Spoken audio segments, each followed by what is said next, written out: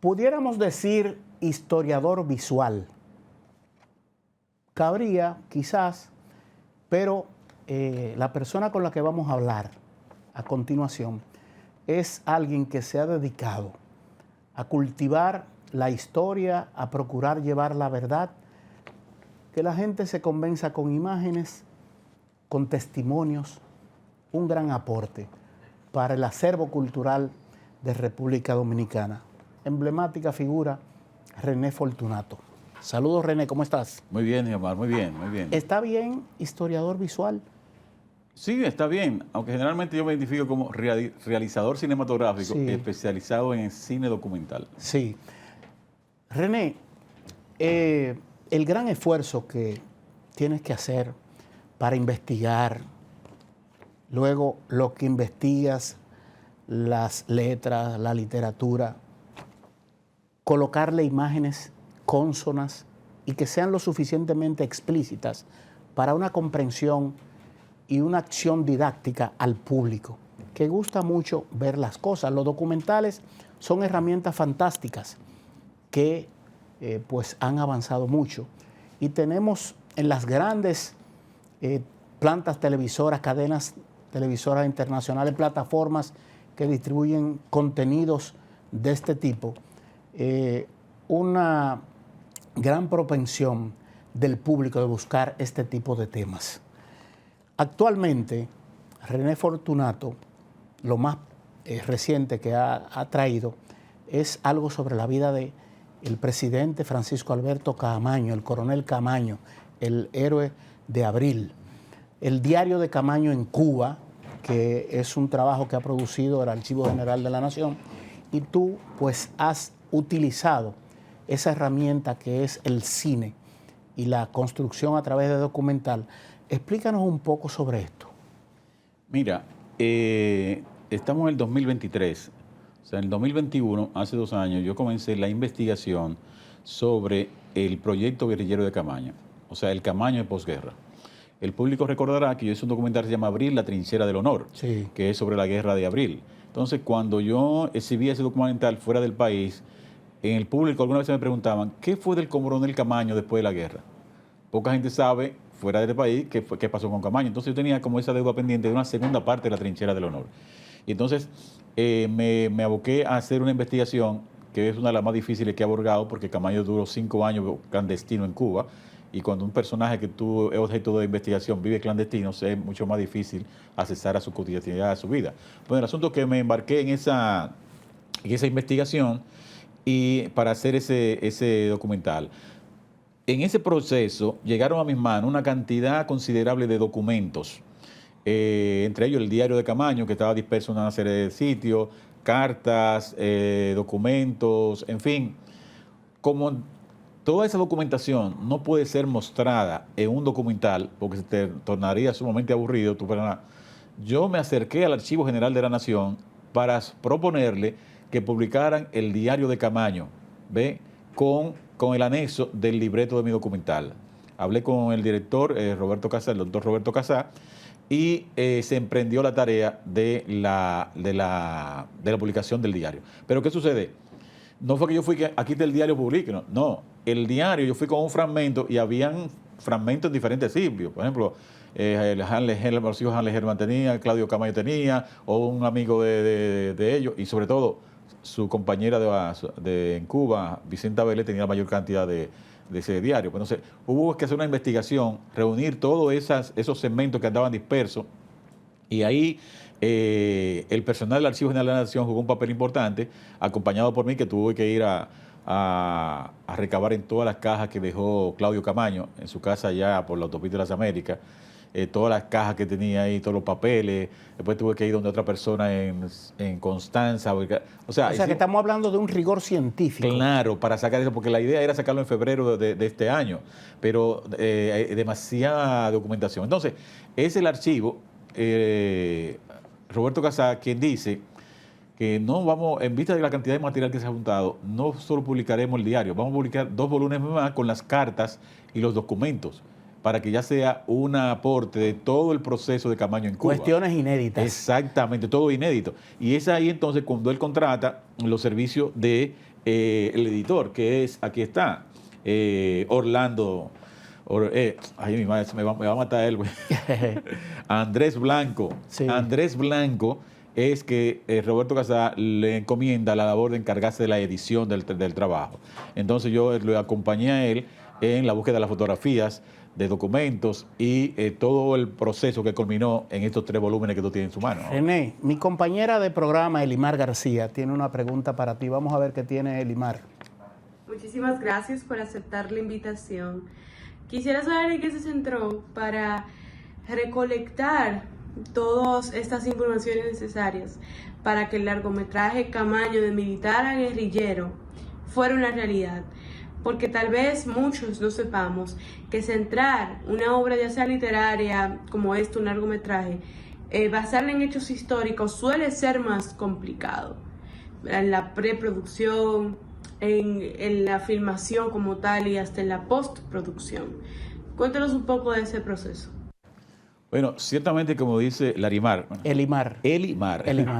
Como dice Elimar, es mucho más complicado que una ficción, porque primero hay que hacer una investigación bibliográfica y documental. ¿Qué quiere decir esto? Yo agarro la bibliografía disponible del periodo, me leo todos esos libros, todos los documentos y publicaciones periódicas. ¿Ve? Luego de todo eso, entonces hago un primer borrador. Con ese primer borrador hago un inventario de las imágenes que necesito para hacer, como tú dijiste, impactante y convincente lo que voy a decir, porque son las imágenes, en este caso, las que fortalecen las reflexiones. Es el primer proceso. Luego, el segundo proceso es ubicar las imágenes. Por lo general, me esfuerzo en conseguir imágenes en movimiento, o sea, imágenes fílmicas. Y cuando no aparecen fílmicas del movimiento, un acontecimiento específico, entonces recurro a la fotografía, ¿ves? Pero casi nunca en mi trabajo recurro al testimonio, a las entrevistas. Los que han visto mi trabajo ven que ahí no aparecen teóricos, ni historiadores, ni especialistas hablando. En mi trabajo yo trato de que hablen las imágenes de la época, porque ese es parte del concepto de rescate y preservación de la memoria histórica del periodo estudiado. Por eso Camaño, el militar guerrillero, va del 66 al 73, del 67 al 73, desde que sale de este país, 66, porque él salió en enero del 66, hasta febrero del 73, que es cuando muere en Caracoles. Cuando se va a Francia como agregado militar. A Inglaterra. A Inglaterra, perdón. Sí. Y de ahí entonces toma la decisión de desaparecer. Exacto, de irse a Cuba y dura 5 años en Cuba. Y de Cuba desembarca ya, como todos sabemos, en febrero del 73. Escuché de Fidel Castro en una ocasión, en un diálogo que tenían, estábamos cubriendo una cumbre, estaba también el fallecido presidente de Venezuela, Hugo Chávez, no recuerdo si fue aquí o en México o en Cuba o Panamá, una de esas cumbres de presidentes, que él admiraba tanto al coronel Camaño porque tuvo la oportunidad de enfrentar al imperio norteamericano, a Estados Unidos, militarmente, y que tenía esa grandeza histórica, la dimensión de la figura del coronel Camaño, dentro de todos los personajes apasionantes que tenemos en la historia contemporánea, no tan contemporánea, reciente, no tan reciente. ¿Cuál dirías tú que es la categoría, si pudiéramos establecer algún tipo de escala? ¿Del coronel Camaño? Sí. A propósito de esa testimonio que tú señalas de Fidel, en el documental Camaño, militar a guerrillero, hay un epílogo con unas declaraciones de Fidel Castro en el 89 sobre Camaño, pero esta la hizo en Caracas, Venezuela, en 1989, en la toma de posesión de Carlos Andrés Pérez. Y ahí había un grupo de periodistas dominicanos, fue una rueda de prensa con dominicanos, y él ahí habló de la dimensión de Camaño y de la admiración que él le tenía, en términos más o menos similares a lo que tú escuchaste. Yo lo escuché en México, ahora sí, que recuerdo, fue en México, que estábamos hablando ahí, y él siempre muy paralechín, Fidel, con eso. Él dijo algo similar ya en el 89 en Caracas, y yo conseguí el video de eso y lo incluí en el documental de Camaño, militar a guerrillero. Para responder a tu pregunta de la dimensión de Camaño, en 1965, Camaño era una figura más conocida y más mirada que el Che Guevara en el mundo entero. O sea, Camaño era el héroe que estaba enfrentando una intervención norteamericana. En ese momento, la guerra de Vietnam y la intervención en Santo Domingo era lo que copaba todo. La política internacional, esos eran los temas fundamentales. Exactamente. Sí. Recuerdo un dominicano que salió al exilio después de la guerra a París y me contó que cuando él llegó a París, él entró al metro de París y quedó impresionado porque vio en el metro un póster inmenso en una de las estaciones de metro de Camaño. Sí. Que decía el héroe antiimperialista de América, o sea, de Latinoamérica. Camaño tenía un prestigio. Era el paradigma de ese momento. Exacto, en ese momento. Estaba hablando del 66. Entonces, la dimensión histórica de Camaño, en la escala que tú señalas, está a nivel digamos, del Che Guevara. Pero ¿qué sucede? El Che Guevara lo ensombrece con la acción en Bolivia. Sí. ¿Ves? O sea, si el Che Guevara no hubiese muerto en Bolivia, la figura internacional más real hubiese sido Camaño. El referente. El referente, digamos, del antiimperialismo de América Latina hubiese sido Camaño. Tú que manejas las imágenes, dicen que dos imágenes son de las más conocidas en el mundo. La imagen de Jesucristo y la del Che Guevara. ¿Qué tan conocida es esa imagen del coronel Camaño con la gorra tipo guerrera que él siempre utilizó durante la revolución? Mira, no, en ese sentido Camaño queda muy por debajo. Camaño queda muy por debajo porque recuérdate que primero, cuando Camaño desaparece, el régimen de Balaguer aquí empezó una campaña contra él. ¿Ves? Y luego cuando muere también, ya él muere y lo acusaron de ser comunista. O sea, Camaño tenía en su contra a toda la contrarrevolución que triunfó en la Guerra de Abril y a todos los sectores contrarios del Che. El Che tenía un Estado revolucionario detrás. Y esa promoción de la imagen del Che viene de la Revolución Cubana. O sea, la utilizó como estandarte en todas partes del mundo. Tú ves, una maquinaria promocional como la que tenía la Revolución Cubana aplastó todas las imágenes, digamos, de América Latina. Porque ahí también está la imagen de Augusto César Sandino. Tú ves, hay imágenes de otros grandes revolucionarios americanos, pero todos quedaban ensombrecidos por la imagen del Che. Pero eso tiene mucho que ver, bueno, además de los méritos incuestionables de Ernesto Che Guevara, pero tiene mucho que ver con la maquinaria propagandística de la Revolución Cubana. El imaginario popular, mitos y a veces producto de la ignorancia y manipulación, para tratar de descalificar otra figura que fue fundamental o ha sido fundamental en la democracia en República Dominicana y en la enseñanza de la política como una herramienta para poder comprender la dinámica que debe llevar un Estado a favor de los pueblos. El caso del profesor Juan Bosch. En ese diario de Camaño se destaca que Camaño es quien dice que Juan Bosch no quiso participar porque no creía en ese tipo de movimientos foquistas guerrilleros, porque él decía, Bosch, que no existían las condiciones geográficas, montañosas y una serie de cuestiones que existían en otros países como en Centro y Suramérica. Mira, sobre la relación de Bosch y Camaño se ha hablado mucho y se ha especulado mucho, pero la mayoría de cosas que se dicen parten de la especulación. Por eso es importante la publicación de estos volúmenes, porque, por ejemplo, en este volumen, que es el de las correspondencias, por ejemplo, sí, aquí están las cartas de Bosch a Camaño, donde le explica su posición. Ahí también las cartas de Camaño a Bosch. O sea que ya hay documentos de primera mano donde se puede echar luz a lo que realmente intercambiaron estos dos grandes personajes de la historia dominicana. Ciertamente Bosch le comunicó a Camaño desde Bernidón que ya él no estaba de acuerdo con ese diálogo que estuvieron en la playa, creo. Exactamente. Que Bosch y Camaño en España se vieron. Exacto. Entonces, al parecer en un principio sí, pero después no. ¿Entiendes? Eso es lo que le reclaman, que parece que en un principio sí alentó la insurrección acá. ¿Ves?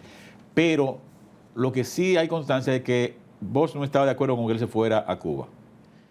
Y hay un texto por ahí, creo que está aquí, donde él le dice que si se iría a Cuba, él no sería una figura internacional, sino que estaría sujeto a la sombra de la Revolución Cubana. Y lo que realmente sucedió. Sí. Porque entonces para allá estuvo él a la sombra de Fidel Castro. Y se encontró con muchos traumas. Exacto, Camaño. Sí, sí. O sea, él ahí se apagó. Ahí entonces para allá, su figura se apagó porque se metió en la clandestinidad. O sea que, viéndolo a la distancia de los años, no fue una decisión acertada. Y creo que Juan Bosch se lo advirtió, que no fuera para allá, para ese asunto. Porque supuestamente él iba a ir a una visita de inspección, de ver, de indagar las condiciones para reunir allá a todos los combatientes constitucionalistas y desembarcar acá. Ese era lo que él iba. Pero cuando estuvo allá, las cosas cambiaron.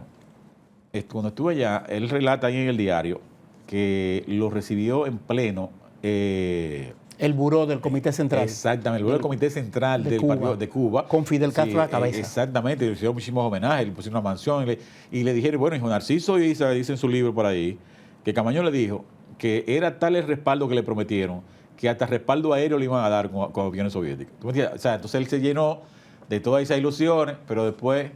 Él lo dice en una carta que hay aquí también, hay una carta de Camaño a Fidel Castro. Lamentablemente, Camaño era un militar, no comprendía muchas cosas de la política, no comprendía cuestiones que hoy se hablan y se debaten de la geopolítica, los intereses que se mueven, un Estados Unidos y una Unión Soviética con sus intereses muy particulares.